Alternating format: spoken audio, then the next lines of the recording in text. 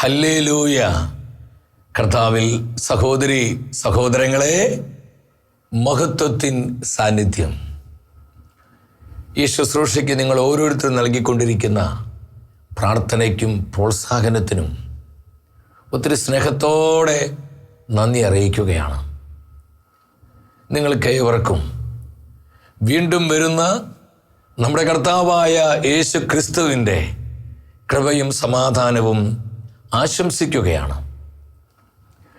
100-ാം സങ്കീർത്തനം 5-ാം തിരുവചനം. സങ്കീർത്തകൻ വിശ്വാസത്തോടെ ഏറ്റുപറയുകയാണ്, കർത്താവിൻ്റെ കാരുണ്യം ശാശ്വതമാണ്. അവിടുത്തെ വിശ്വസ്തത തലമുറകളോളം നിലനിൽക്കുന്നു. കർത്താവ് നല്ലവനാണ്. ഇത്ര മനോഹരമായ തിരുവചനം. 3 കാര്യങ്ങളാണ് ആത്മാവ് നമ്മൾ അറിയിക്കുന്നത്. ഒന്നാമതായി, നമ്മുടെ കർത്താവ് നല്ലവനാണ്. God is good. ഏത് സാഹചര്യത്തിലും നമ്മുടെ നന്മ മാത്രം ആഗ്രഹിക്കുന്ന കർത്താവ്, നമ്മിലേക്ക് തൻ്റെ നന്മ പ്രദാനം ചെയ്യുന്നവൻ. രണ്ടാമത് പരിശുദ്ധ വചനം പറയുന്നു, അവിടുത്തെ കാരുണ്യം ശാശ്വതമാണ്. എൻ്റെ സഹോദരങ്ങളെ, ഏതാനും ദിവസത്തേക്കോ മാസങ്ങൾക്കോ ഉള്ളതല്ല കർത്താവിൻ്റെ കരുണ. അത് നിത്യമാണ്. For ever. ശാശ്വതമായ കാരുണ്യം നമ്മോട് കാണിക്കുന്നവനാണ് നമ്മുടെ കർത്താവ്. നമ്മളെത്ര ബ്ലെസ്സഡ് ആണ്. മൂന്നാമതായി പരിശുദ്ധ വചനം പറയുന്നു, അവിടുത്തെ വിശ്വസ്തത തലമുറകളോളം നിലനിൽക്കുന്നു. കർത്താവിൻ്റെ വിശ്വസ്തതയാണ് നമ്മുടെ കരുത്ത്. 91-ാം സങ്കീർത്തനത്തിൽ പറയുന്നു, അവിടുത്തെ വിശ്വസ്തത നമുക്ക് കവചവും പരിചയവുമാണ്. നമ്മളെ ചൂഴ്ന്നു നിൽക്കുന്ന നമ്മുടെ കർത്താവിൻ്റെ വിശ്വസ്തത അത് വലിയ സംരക്ഷണമാണ്. സംരക്ഷണ കോട്ട കെട്ടി നമുക്ക് ചുറ്റും സംരക്ഷണത്തിൻ്റെ വേലി നിർമ്മിച്ച് തൻ്റെ വിശ്വസ്തതയാൽ അവിടുന്ന് നമ്മെ ഓരോരുത്തരെയും മറച്ചിരിക്കുകയാണ്. ഈ വചനത്തിൻ്റെ കൃപ സ്വീകരിച്ചുകൊണ്ട് ഇന്നത്തെ ശുശ്രൂഷകളിലേക്ക് നമ്മൾ പ്രവേശിക്കുകയാണ്. മനസ്സിൻ്റെ സകല ഭാരങ്ങളും, നമ്മൾ അലട്ടുന്ന നിരവധിയായ പ്രതിസന്ധികളുണ്ട്, അതെല്ലാം കർത്താവിൻ്റെ ബലമുള്ള കരങ്ങളിലേക്ക് ഏൽപ്പിച്ചു കൊടുത്തുകൊണ്ട് കർത്താവിൻ്റെ കാരുണ്യത്തിൽ ആശ്രയിച്ച് അവിടുത്തെ വിശ്വസ്തതയിൽ ശരണപ്പെട്ടുകൊണ്ട് നമ്മുടെ എല്ലാ നിയോഗങ്ങളെയും ദൈവകരങ്ങളിൽ ഏൽപ്പിച്ച് പ്രത്യേകമായി ശുദ്ധീകരണ ആത്മാക്കൾക്ക് വേണ്ടി നമ്മൾ പ്രാർത്ഥിക്കുകയാണ്. പ്രാർത്ഥിക്കാൻ ആരോരുമില്ലാതെ ശുദ്ധീകരണ സ്ഥലത്ത് വേദനിക്കുന്ന അനാഥാത്മാക്കൾ, നമ്മുടെ കുടുംബങ്ങളിൽ നിന്ന്, കൂട്ടായ്മകളിൽ നിന്ന്, നമ്മുടെ സമൂഹങ്ങളിൽ നിന്ന് ദൈവസന്നിധിയിലേക്ക് പോരിക്കുന്ന നമ്മുടെ പ്രിയപ്പെട്ടവരുടെ ആത്മാക്കൾക്ക് വേണ്ടിയെല്ലാം കണ്ണുനീരോടെ പ്രാർത്ഥിക്കുവാൻ സ്വർഗം തന്നിരിക്കുന്ന കൃപയുടെ സമയമാണിത്. നമുക്കേറെ സ്നേഹത്തോടെ ശുദ്ധീകരണാത്മാക്കൾക്കായി, സഹനാത്മാക്കൾക്കായി പ്രാർത്ഥിച്ചുകൊണ്ട് നമ്മളൊരു നിമിഷം നമ്മുടെ വലതുകരം സ്വർഗത്തിലേക്ക് ഉയർത്തി നമുക്കൊന്നിച്ച് പ്രാർത്ഥിക്കാം. കർത്താവായ ദൈവമേ, അവിടുത്തെ ആത്മാവിനെ വർഷിക്കണമേ. പരിശുദ്ധാത്മാവേ വരണമേ. ദൈവകാരുണ്യത്താൽ ഞങ്ങളെ ശുദ്ധീകരിക്കണമേ. കർത്താവിൻ്റെ കരുണ ആവശ്യമായ സകല ആത്മാക്കളിലേക്കും പരിശുദ്ധാത്മാവേ കരുണ ചൊരിയണമേ. ദൈവകരുണയാൽ അസംഖ്യം ആത്മാക്കൾ നിത്യജീവൻ പ്രാപിക്കട്ടെ. പ്രത്യേകമായി ശുദ്ധീകരണ സ്ഥലത്ത് വേദന അനുഭവിക്കുന്ന എല്ലാ ആത്മാക്കൾക്ക് വേണ്ടി പ്രാർത്ഥിക്കുന്നു. പ്രാർത്ഥിക്കാൻ ആരോരുമില്ലാതെ സങ്കടപ്പെടുന്ന അനാഥ ആത്മാക്കൾക്കായി ഞങ്ങൾ പ്രാർത്ഥിക്കുന്നു. കർത്താവേ, അവിടുത്തെ അനന്തമായ കാരുണ്യം ശുദ്ധീകരണ ആത്മാക്കളെ ശുദ്ധീകരിച്ച് അവരെ നിത്യ സൗഭാഗ്യത്തിലേക്ക് പ്രവേശിപ്പിക്കട്ടെ. ഞങ്ങളെ കുടുംബങ്ങളെ അനുഗ്രഹിക്കണമേ. തലമുറകളെ സുഖപ്പെടുത്തണമേ. ഞങ്ങൾ ഓരോ വ്യക്തി ജീവിതത്തെയും അവിടുത്തെ പരിശുദ്ധാത്മാവിനാൽ അഭിഷേകം ചെയ്യണമേ. യേശുവേ നന്ദി. ഹല്ലേലൂയ, ഹല്ലേലൂയ, ഹല്ലേലൂയ. ഈശോയെ നന്ദി. ഇരു കരങ്ങളും കർത്താവിൻ്റെ സന്നിധിയിലേക്ക് തുറന്നു പിടിച്ച് നമ്മൾ ഈ വരികൾ പാടി നമ്മുടെ കർത്താവിനെ മഹത്വപ്പെടുത്തുകയാണ്. നിന്റെ ഗീതം പോലെ എന്നെ നിത്യ നിത്യം നടത്തിയിടണമേ.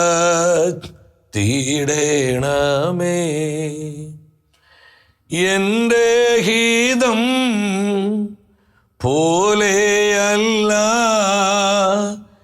എൻ പിതാവേ, എൻ കർത്താവേ, നിന്റെ ഹിതം പോലെ എന്നെ നിത്യം നടത്തിയിടണമേ. നിന്റെ ഹിതം പോലെ എന്നെ നിത്യം നടത്തിയിടണമേ. ഇമ്പമുള്ള ജീവിതവും ഏറെ ധനം ഭാഗ്യങ്ങളും തുമ്പമറ്റ സൗഖ്യങ്ങളും ചോദിക്കുന്നില്ലേ അടിയൻ. നിന്റെ ഹിതം പോലെ എന്നെ നിത്യം നടത്തിയിടണമേ.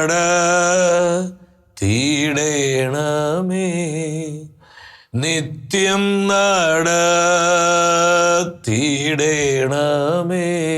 ഇരുകരങ്ങളും സ്വർഗത്തിലേക്ക് ഉയർത്തി സ്വതന്ത്രമായ അല്പസമയം നമ്മുടെ കർത്താവിൻ്റെ പരിശുദ്ധ നാമത്തെ വിളിച്ച് നമ്മൾ ആത്മനിറവനായി സ്തുതിച്ച് പ്രാർത്ഥിക്കുന്നു. ഹല്ലേലൂയ, ഹല്ലേലൂയ, ഹല്ലേലൂയ. കർത്താവേ വരണമേ, കർത്താവേ കരുണ ചൊരിയണമേ, അവിടുത്തെ ആത്മാവിനെ വർഷിക്കണമേ, പരിശുദ്ധാത്മാവേ വരണമേ, കുടുംബങ്ങളിലേക്ക് വരണമേ, കുടുംബങ്ങളെ ശുദ്ധീകരിക്കണമേ, കുടുംബങ്ങളെ അഭിഷേകം ചെയ്യണമേ, തലമുറകളെ സുഖപ്പെടുത്തണമേ, പാപക്കെട്ടുകൾ ശാപക്കെട്ടുകൾ പരിശുദ്ധാത്മാവേ അഴിച്ചു കളയണമേ. ഹല്ലേലൂയ, ഹല്ലേലൂയ, ഹല്ലേലൂയ. പൊന്നു കർത്താവേ, ശുദ്ധീകരണ ആത്മാക്കൾക്കായി പ്രാർത്ഥിക്കുന്നു. വേദനിക്കുന്ന അനാഥ ആത്മാക്കൾക്കായി പ്രാർത്ഥിക്കുന്നു. പ്രാർത്ഥിക്കാൻ ആരോരുമില്ലാതെ സങ്കടം അനുഭവിക്കുന്ന സകല ആത്മാക്കളെ തിരുമുൻപിലേക്ക് ഉയർത്തുന്നു. അവിടുത്തെ കരുണയിലേക്ക് ഞങ്ങൾ സമർപ്പിക്കുന്നു. ഈശോയെ, അവിടുത്തെ കരുണക്കടലിൽ മുക്കി ഈ ആത്മാക്കളെ ശുദ്ധീകരിച്ച് നിത്യ സൗഭാഗ്യത്തിലേക്ക് പ്രവേശിപ്പിക്കണമേ. ഹല്ലേലൂയ, ഹല്ലേലൂയ, ഹല്ലേലൂയ, ഹല്ലേലൂയ, ഹല്ലേലൂയ. കർത്താവേ കരുണ ചൊരിയണമേ, കരുണ ചൊരിയണമേ, കൃപ വർഷിക്കണമേ, ആത്മാവിനെ നൽകണമേ. സ്തുതിക്കുന്നു, സ്തുതിക്കുന്നു, സ്തുതിക്കുന്നു, സ്തുതിക്കുന്നു, സ്തുതിക്കുന്നു കർത്താവേ. Jesus, Jesus, Jesus. ഹല്ലേലൂയ, ഹല്ലേലൂയ, ഹല്ലേലൂയ, ഹല്ലേലൂയ. ഈശോയെ നന്ദി, ഈശോയെ സ്തുതി. പരിശുദ്ധമ്മ മാതാവേ, വചനത്തിൻ്റെ അമ്മേ, ദൈവ കരുണയുടെ നാഥേ, അമ്മയുടെ വിമല ഹൃദയത്തിലേക്ക് എല്ലാ ശുദ്ധീകരണ ആത്മാക്കൾക്ക് സമർപ്പിക്കുകയാണ്. പിതാവിൻ നിർമ്മല ഹൃദയത്തിലേക്ക് ഏൽപ്പിക്കുകയാണ്. അവരെല്ലാം നിത്യ സൗഭാഗ്യത്തിലേക്ക് പ്രവേശിക്കപ്പെടുവാൻ നിങ്ങളുടെ മാധ്യസ്ഥം ഞങ്ങൾ തേടുകയാണ്. ആമേൻ. ഹല്ലേലൂയ.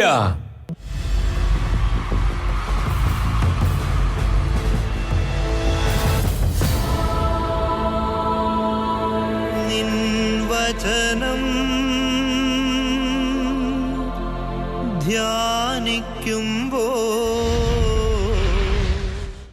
പ്രിയ ദൈവമക്കളെ, നമ്മുടെ ജീവിതത്തെ ശുദ്ധീകരിക്കുന്ന കർത്താവിൻ്റെ വചനത്തിൻ്റെ മുൻപിൽ പ്രാർത്ഥനാപൂർവമായിരിക്കാം. ഇന്നത്തെ വചന ശുശ്രൂഷയിലൂടെ പരിശുദ്ധാത്മാവ് നമുക്ക് നൽകുന്ന ആലോചന ശുദ്ധീകരണ ആത്മാക്കൾ, ശുദ്ധീകരണ ആത്മാക്കളെ കുറിച്ചാണ്. പരിശുദ്ധ സഭ ഈ നവംബർ മാസം മരിച്ചുപോയ ആത്മാക്കളെ ഓർക്കുവാനും അവർക്ക് വേണ്ടി പ്രാർത്ഥിക്കുവാനും നമ്മെ ഓർമ്മപ്പെടുത്തുന്ന മാസമാണ്. ഇന്ന് ഏറ്റവും സഹായം ആവശ്യമായിരിക്കുന്ന ഒരു കൂട്ടമാണ് ശുദ്ധീകരണ ആത്മാക്കൾ. സഹന സഭയിലായിരിക്കുന്ന ശുദ്ധീകരണ ആത്മാക്കളെ നമ്മൾ അവഗണിക്കരുത്. ശുദ്ധീകരണ ആത്മാക്കൾ, ശുദ്ധീകരണ സ്ഥലം എന്ന് പറയുന്നത് കെട്ടുകഥയല്ല, അതൊരു മിഥ്യാധാരണയോ ആരുടെയെങ്കിലും ഒരു ഭാവന സൃഷ്ടിയല്ല. അതൊരു നിത്യ സത്യമാണ്. പരിശുദ്ധ സഭയുടെ വിശ്വാസ സത്യമാണ് ശുദ്ധീകരണ സ്ഥലം. എൻ്റെ സഹോദരങ്ങളെ, വളരെ പ്രത്യേകമായി ഈ ഒരു മാസം മാത്രമല്ല, നമ്മുടെ ജീവിതത്തിൽ ശുദ്ധീകരണ ആത്മാക്കളെ സ്നേഹിക്കുന്നവരായി നമ്മൾ മാറണം. നമുക്ക് വേണ്ടി ഒരുപാട് നന്മകൾ ചെയ്ത് നമ്മെ സ്നേഹിച്ച് കരുതി നമ്മെ പോറ്റി വളർത്തി നമുക്ക് വേണ്ടതെല്ലാം നൽകി കടന്നു പോയവരാണ് ശുദ്ധീകരണ ആത്മാക്കള്. അതിൽ നമ്മുടെ മാതാപിതാക്കളുണ്ട്, ജീവിത പങ്കാളിയുണ്ട്, സഹോദരി സഹോദരങ്ങളുണ്ട്, നമ്മുടെ മക്കളുണ്ട്, അധികാരികളുണ്ട്, നമുക്ക് വേണ്ടി കുദാശകൾ പരിക്രമം ചെയ്ത വന്ധ്യ വൈദികരുണ്ട്, നമുക്ക് ഈശോയെ പഠിപ്പിച്ചു തന്ന സമർപ്പിത സന്യസ്താത്മാക്കളുണ്ട്. അങ്ങനെ നിരവധി ആത്മാക്കൾ ഈ കൂട്ടത്തിലുണ്ട്. നമ്മുടെ ജീവിതങ്ങളും കുടുംബങ്ങളും അനുഗ്രഹിക്കപ്പെടുവാനുള്ളൊരു പ്രധാന വഴിയാണ് ശുദ്ധീകരണ ആത്മാക്കളെ ഓർത്ത് പ്രാർത്ഥിക്കുക, നമ്മൾ അവരെ ആത്മാർത്ഥമായി സ്നേഹിക്കുക. കാരണം അവർ നിത്യജീവനിലേക്ക് പ്രവേശിച്ചു കഴിയുമ്പോൾ നമ്മളെ ഓർക്കുകയും നമുക്ക് വേണ്ടി മധ്യസ്ഥം വഹിക്കുകയും കർത്താവ് നമ്മുടെ പ്രാർത്ഥനകളിലൂടെ, സഹന ബലികളിലൂടെ, നമ്മുടെ സൽപ്രവർത്തികളിലൂടെ നിത്യ സൗഭാഗ്യത്തിലേക്ക് പ്രവേശിക്കപ്പെട്ട ആത്മാക്കളിലൂടെ വലിയ കൃപകളും നന്മകളും നമ്മുടെ ജീവിതങ്ങളിലേക്ക് ചൊരിയും. അതുകൊണ്ട് തന്നെ എൻ്റെ പ്രിയപ്പെട്ടവരെ, നമ്മൾ വളരെ ഗൗരവത്തോടെ ഈ സന്ദേശത്തെ കാണണം. നമ്മുടെ അനുദിന ജീവിതത്തിൽ ശുദ്ധീകരണ ആത്മാക്കളുടെ നിത്യജീവ പ്രവേശനത്തിനായി നമ്മുടെ കൊച്ചു കൊച്ചു സഹനങ്ങളെയും നൊമ്പരങ്ങളെയും കർത്താവിൻ്റെ രക്ഷാകര സഹനങ്ങളോട് ചേർത്ത് വെച്ച് പ്രാർത്ഥിക്കുന്നവരായി നമ്മൾ മാറണം. യൂദാസ് എഴുതിയ ലേഖനം 1-ാം അധ്യായം 23-ാം തിരുവചനം: അഗ്നിയിൽ അകപ്പെട്ടവരെ പിടിച്ചു കയറ്റുവിൻ, മാംസദാഹത്താൽ കളങ്കിതമായവരുടെ വസ്ത്രത്തെ പോലും വെറുത്തുകൊണ്ട് ഭയത്തോടെ അവരോട് കരുണ കാണിക്കുവിൻ. ഈ പരിശുദ്ധ വചനത്തിലൂടെ ദൈവത്തിൻ്റെ ആത്മാവ് എന്താണ് നമ്മോട് സംസാരിക്കുന്നത്? വലിയൊരു ആത്മീയ മർമ്മമാണ് ഈ വചനത്തിലൂടെ പരിശുദ്ധാത്മാവ് നമ്മെ പഠിപ്പിക്കുന്നത്. ഈ അഗ്നി എന്ന് പറയുന്നത് മാനുഷികമായ അഗ്നിയല്ല, നമ്മൾ അധിവസിക്കുന്ന ഈ ലോകത്തിലുള്ള അഗ്നിയല്ല, ഇത് ശുദ്ധീകരണ അഗ്നിയാണ്. സഭാപിതാക്കന്മാരും പല വിശുദ്ധാത്മാക്കളും സഭയുടെ പല വേദപരംഗതന്മാരും ഒരുപോലെ സാക്ഷ്യപ്പെടുത്തിയിട്ടുണ്ട്. ശുദ്ധീകരണ സ്ഥലത്ത് നമ്മളെ ശുദ്ധീകരിക്കുന്ന ശുദ്ധീകരണ അഗ്നിയെക്കുറിച്ച് പരിശുദ്ധ ബൈബിളിലും ഇതിന്റെ പരാമർശങ്ങൾ നമുക്ക് പലയിടങ്ങളിലും കൃത്യമായി കാണുവാനായിട്ട് കഴിയും. കാരണം സ്വർഗരാജ്യ പ്രവേശനത്തിന് 100% ശുദ്ധീകരണം ആവശ്യമാണ്. വെളിപാട് പുസ്തകം 21-27 പറയുന്നുണ്ട്, അശുദ്ധമായതൊന്നും സ്വർഗത്തിൽ പ്രവേശിക്കുകയില്ല. ഹല്ലേലൂയ. അപ്പോൾ 100% ശുദ്ധീകരിക്കപ്പെട്ട ഒരു ആത്മാവിന് മാത്രമേ സ്വർഗത്തിൽ പ്രവേശിക്കുവാനായി സാധിക്കുകയുള്ളൂ. പരിശുദ്ധ വചനം നമ്മോട് പറയുകയാണ്, അവരെ പിടിച്ചു കയറ്റുക.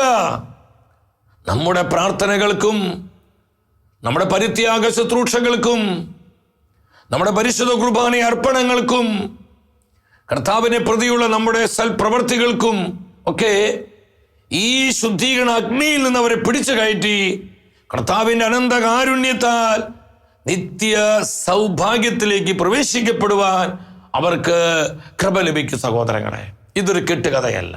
എത്ര കൃത്യമാണ് കർത്താവിൻ്റെ പരിശുദ്ധ വചനം. നിങ്ങൾ അവരെ പിടിച്ചു കയറ്റുവീൻ. കാരണം സ്വയം രക്ഷപ്പെടുവാനോ അവർക്ക് വേണ്ടി ഇനി എന്തെങ്കിലും ചെയ്യുവാനോ ശുദ്ധീകരണ ആത്മാക്കൾക്ക് സാധ്യമല്ല. ഈ ലോകത്തിലായിരിക്കുന്ന ഞാനും നിങ്ങൾ അവരെ അവഗണിച്ചാൽ വളരെ ദുരന്തമാണ്, കഷ്ടമാണ് അവരുടെ അവസ്ഥ സഹോദരങ്ങളെ. അതുകൊണ്ടാണ് ഇന്ന് ഏറ്റവും അധികം സഹായം അർഹിക്കുന്നവരും സഹായിക്കേണ്ടവരുമായിട്ടുള്ള സമൂഹം ശുദ്ധീകരണ ആത്മാക്കളാണ്. ശുദ്ധീകരണ ആത്മാക്കളെ കുറിച്ചും ശുദ്ധീകരണ സ്ഥലത്തെക്കുറിച്ചും പരിശുദ്ധ സഭ എന്താണ് നമ്മളെ പഠിപ്പിക്കുന്നത്? 1030-31 ഖണ്ഡികയിൽ തിരുസഭ വളരെ ശക്തമായി ശുദ്ധീകരണ സ്ഥലത്തിന്റെ പ്രബോധന അധികാരം സ്ഥിരീകരിക്കുകയാണ്. ദൈവത്തിൻ്റെ കൃപാവരത്തിലും സൗഹൃദത്തിലും മരിക്കുന്നവർ പൂർണ്ണമായി ശുദ്ധീകരിക്കപ്പെട്ടവരല്ലെങ്കിലും നിത്യരക്ഷയുടെ ഉറപ്പ് നേടിയവരാണ്. എന്നാൽ സ്വർഗീയ ആനന്ദത്തിലേക്ക് പ്രവേശിക്കുവാൻ ആവശ്യമായ വിശുദ്ധി നേടുന്നതിന് വേണ്ടി അവർ മരണാനന്തരം ശുദ്ധീകരണത്തിന് വിധേയരായിത്തീരുന്നു. തെരഞ്ഞെടുക്കപ്പെട്ടവരുടെ ഈ അന്തിമ ശുദ്ധീകരണത്തെ സഭ ശുദ്ധീകരണ സ്ഥലം എന്ന് വിളിക്കുന്നു. എത്ര കൃത്യമായിട്ടാണ് പരിശുദ്ധ വചനത്തിൽ പറയുന്നത്. 3 കാര്യങ്ങൾ പ്രത്യേകം ഇവിടെ മെൻഷൻ ചെയ്യുകയാണ്. ആരാണ് ശുദ്ധീകരണാത്മാക്കള്? ഒന്നാമതായി, ദൈവത്തിൻ്റെ കൃപാവരത്തിൽ മരണപ്പെട്ടവരാണ്. അപ്പൊ ദൈവത്തിൻ്റെ കൃപാവരത്തിൽ ജീവിച്ചവർ. രണ്ടാമത്, ദൈവത്തിൻ്റെ സൗഹൃദത്തിൽ മരണപ്പെട്ടവര്. മൂന്നാമത് എന്താണ്? അവർ നിത്യരക്ഷയുടെ ഉറപ്പ് നേടിയവരാണ്. ഒരു ദിവസം നിശ്ചയമായും അവർ നിത്യ സൗഭാഗ്യത്തിലേക്ക് പ്രവേശിക്കപ്പെടും. തെരഞ്ഞെടുക്കപ്പെട്ടവരുടെ ഈ അന്തിമ ശുദ്ധീകരണ ആ സ്ഥലത്തെയാണ് ശുദ്ധീകരണ സ്ഥലം എന്ന് തിരുസഭ വിളിക്കുന്നത്. അപ്പം എൻ്റെ സഹോദരങ്ങൾ, നിങ്ങൾ ശ്രദ്ധിക്കണം. ഈ ശുദ്ധീകരണ സ്ഥലം എന്ന് പറയുന്നത് കർത്താവിന് നമ്മോടുള്ള കരുണയുടെ ഏറ്റവും പ്രകടമായ അടയാളമാണ്. കാരണം നമ്മൾ ആരും നശിച്ചു പോകാൻ, നിത്യ നരകത്തിൽ അധപതിക്കുവാൻ ഒരിക്കലും ഒരു നാളും നമ്മുടെ കർത്താവ് ആഗ്രഹിക്കുന്നില്ല. സകല ആത്മാക്കൾ രക്ഷപ്പെടുവാനാണ് കർത്താവിൻ്റെ ആഗ്രഹം. അതിൻ്റെ പ്രകടമായ തെളിവാണ് ശുദ്ധീകരണ സ്ഥലം കർത്താവ് ഒരുക്കിയിരിക്കുന്നത്. ഇല്ലെങ്കിൽ അനേക ആത്മാക്കൾ നിത്യ നരകത്തിലേക്ക് പോകും. കാരണം സ്വർഗരാജ്യ പ്രവേശനത്തിന് 100% വിശുദ്ധി വേണം. നമ്മൾ ഈ ലോകത്ത് ജീവിക്കുമ്പോൾ നമുക്ക് 100% വിശുദ്ധിയോടെ ജീവിക്കാന്ന് പറഞ്ഞാൽ, സഹോദരങ്ങളെ, അതിന് കർത്താവിൻ്റെ അസാധാരണമായ കൃപ നമുക്ക് ആവശ്യമാണ്. ഹല്ലേലൂയ. വീണ്ടും പരിശുദ്ധ വചനം പറയുന്നു, 2 പീറ്റർ 3-ാം അധ്യായം 9-ാം വചനത്തില്, ആരും നശിച്ചു പോകരുത്, എല്ലാവരും അനുതപിച്ച് നിത്യരക്ഷ പ്രാപിക്കണമെന്ന് കർത്താവ് ആഗ്രഹിക്കുന്നത് കൊണ്ട് നമ്മോട് ദീർഘക്ഷമ കാണിക്കുന്നുവെന്നേയുള്ളൂ. ഹല്ലേലൂയ. പിന്നെ സഹോദരങ്ങളെ, ദൈവകരുണയുടെ പ്രകടമായ അടയാളമാണ് ശുദ്ധീകരണ സ്ഥലം. ഇനി നമ്മൾ മനസ്സിലാക്കേണ്ടത്, ഇവിടെ നമ്മളെ ശുദ്ധീകരിക്കുന്ന ശുദ്ധീകരണ അഗ്നിയുണ്ട്. പല സഭാപിതാക്കളും വ്യക്തമായി പറയുന്നു, ശുദ്ധീകരണ സ്ഥലത്ത് നമ്മൾ ശുദ്ധീകരിക്കുന്ന അഗ്നിയുണ്ട്. പരിശുദ്ധ ബൈബിളിൽ കാണാൻ പറ്റും. പക്ഷെ പൗലോസ് ശ്ലീഹ സഭയെ പഠിപ്പിക്കുന്നു. കൊരിന്ത്യർ സഭയ്ക്ക് എഴുതിയ 1-ാമത്തെ ലേഖനം 3-ാം അധ്യായം 15-ാമത്തെ തിരുവചനമാണ്. അഗ്നിയിലൂടെയാണ് പരിശോധന നടത്തപ്പെടുന്നത്. നമ്മുടെ പണി എപ്രകാരമായിരുന്നുവെന്ന് അത് പരിശോധിക്കുന്നത് അഗ്നിയാണ്. ഈ അഗ്നി ശുദ്ധീകരിക്കുന്ന അഗ്നിയാണ്. അഗ്നിയിലൂടെ നമ്മൾ കടന്നു പോകേണ്ടി വരും. ആരുടെ പണി നശിച്ചു പോകുന്ന, അല്ലെങ്കിൽ ഈ അഗ്നിയിൽ ദഹിച്ചു പോകുന്നവോ, അവരൊത്തിരി നഷ്ടം സഹിക്കേണ്ടി വരും.